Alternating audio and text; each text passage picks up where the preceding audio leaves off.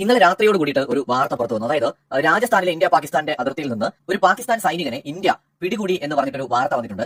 നമ്മുടെ BSF ആണ് ഒരു പാക് റേഞ്ചറെ പിടികൂടിയത്.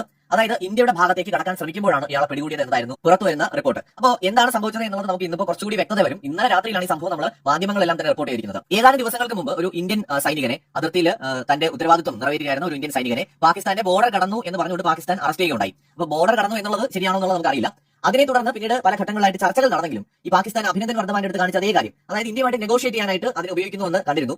ആ സമയത്ത് സത്യത്തിൽ പലർക്കും തോന്നിയതാണ് ഇന്ത്യക്കും വേണമെങ്കിൽ ഇതുപോലെ അതിർത്തി കടന്നു എന്ന് പാകിസ്ഥാനെ പോലെ പറഞ്ഞ് അതിർത്തിയിൽ നിന്ന് അവരുടെ ജവാന്മാരെയും തട്ടിക്കൊണ്ടുവരാനൊക്കെ സാധിക്കും. അപ്പൊ എന്തായാലും ഇതിപ്പോ അങ്ങനെയാണോ എന്നൊന്നും നമുക്കറിയില്ല. വരുന്ന റിപ്പോർട്ടുകൾ അനുസരിച്ച് ഇന്ത്യൻ അതിർത്തിയിലേക്ക് കടക്കാൻ ശ്രമിച്ച ഒരു പാകിസ്ഥാൻ സൈനികനെയാണ് ഇന്ത്യ പിടികൂടിയിരിക്കുന്നത് എന്നാണ് മനസ്സിലാക്കാൻ കഴിയുന്നത്. നമുക്കറിയാം, കഴിഞ്ഞ ദിവസങ്ങളിൽ വലിയ രീതിയിലുള്ള പ്രതികരണങ്ങൾ രണ്ട് ഭാഗത്തും ഉണ്ടായിട്ടുണ്ട്. ഒന്നിനു പുറമെ ഒന്നായിട്ട് നയതന്ത്ര തലത്തിലും അല്ലാതെയും ഇന്ത്യ പാകിസ്ഥാനുമായുള്ള നടപടികൾ കടുപ്പിക്കുകയാണ്.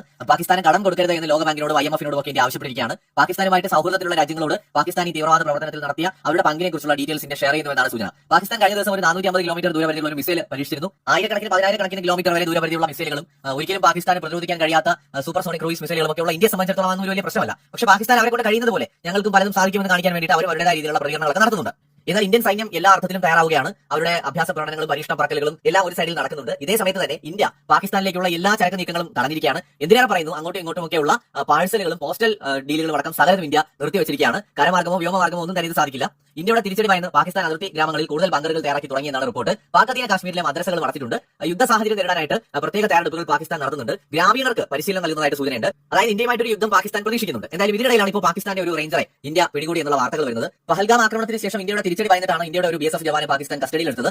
അതിന് ഒരു തിരിച്ചടി തന്നെയാണ് ഇപ്പോൾ ഇന്ത്യയുടെ ഭാഗത്ത് നിന്നുണ്ടായിരിക്കുന്നത്. അതായത് ഇങ്ങോട്ട് എങ്ങനെയാണോ അങ്ങോട്ടും അങ്ങനെ തന്നെ അതേ നാണയത്തിൽ തന്നെ ഇന്ത്യയുടെ ഭാഗത്ത് നിന്ന് പ്രതികരണം ഉണ്ടാവുന്നു എന്ന് വേണം കരുതാൻ. എന്തായാലും ഇക്കാര്യത്തിൽ ഇനി പാകിസ്ഥാൻ ഇങ്ങോട്ട് ചർച്ചയ്ക്ക് വരുമോ എന്നുള്ളതാണ് നമുക്ക് അറിയേണ്ടത്. എന്ന് വെച്ചാൽ നേരത്തെ ഇന്ത്യയുമായിട്ട് ബാർഗൈൻ ചെയ്യാനായിട്ടുള്ള ഒരു ആയുധമായിട്ടാണ് പാകിസ്ഥാൻ ഇത് ഉപയോഗിച്ചത്. പക്ഷേ ഇനി അത് സാധിക്കുമോ, സാധിക്കില്ല എന്ന് തന്നെയാണ് വിലയിരുത്തൽ. കാരണം ഇനി അങ്ങനെ ഒരു സാഹചര്യം ഇവിടെ ഇല്ല. ഇന്ത്യ കൃത്യമായിട്ടുള്ള ഒരു ഹിന്റ് കൊടുത്തിട്ടുണ്ട്. നമ്മുടെ ജവാന്മാരെ നിങ്ങൾ കസ്റ്റഡിയിൽ എടുക്കാൻ ശ്രമിച്ചാൽ തിരിച്ച് അതേ നാണയത്തിൽ തന്നെ ഇന്ത്യയും ചെയ്യും എന്നുള്ള ഒരു ഹിന്റ് കൂടിയാണ് ഇപ്പോൾ ഇന്ത്യ കൊടുത്തിരിക്കുന്നത്. അപ്പോൾ ഇനി പാകിസ്ഥാൻ കൂടുതൽ ഇത്തരം പ്രവർത്തികൾക്ക് മുതിരില്ല എന്നാണ് നമുക്ക് മനസ്സിലാക്കാൻ സാധിക്കുന്നത്. പക്ഷേ എന്നാലും നമുക്കറിയാം, കാർഗിൽ യുദ്ധത്തിൽ ഉൾപ്പെടെ പിടികൂടപ്പെട്ട സൈനികർ ഇത് ഞങ്ങളുടെ സൈനികരല്ല എന്ന് പറഞ്ഞൊരു ചരിത്രമുള്ള രാജ്യം കൂടിയാണ് പാകിസ്ഥാൻ. എന്തായാലും ഇക്കാര്യത്തിൽ പാകിസ്ഥാന്റെ പ്രതികരണം ഈ സമയം വരെ വന്നിട്ടില്ല. ഇനി വൈകാതെ വരുമെന്ന് പ്രതീക്ഷിക്കാം.